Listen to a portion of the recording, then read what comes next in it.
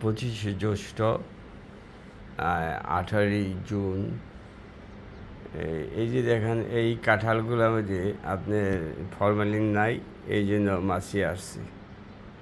কারণ যেটার মধ্যে ফরমালিন থাকে সেখানে মাছি আসে না।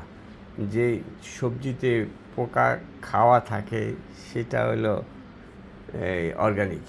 আর যে সবজি চকচক করে কোনো পোকার ঠাকুর খায় না, মানে ওইটার মধ্যে বিষ আছে, বিষাক্ত, ওই জন্য পোকা খায় না। আর ভালো থাকুন, সুস্থ থাকুন, আর আপনারা সবসময় সুস্বাস্থ্যর কথা চিন্তা করুন, আগামী প্রজন্মর কথা চিন্তা করুন। সুস্থতাই নিয়ামত। মুসা আলাইহিস সালাম আল্লাহকে বলছে, এ আল্লাহ, আমি যদি এই আল্লাহ হই আর তুমি যদি মুসা হও, তুমি কী চাইবা?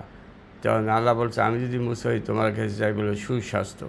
তাই সুস্থতায় আনন্দ, নিরাপদ খাদ্যের জন্য আমাদের দেশবাসী ও সরকার এটা ভালো কাজ করা দরকার।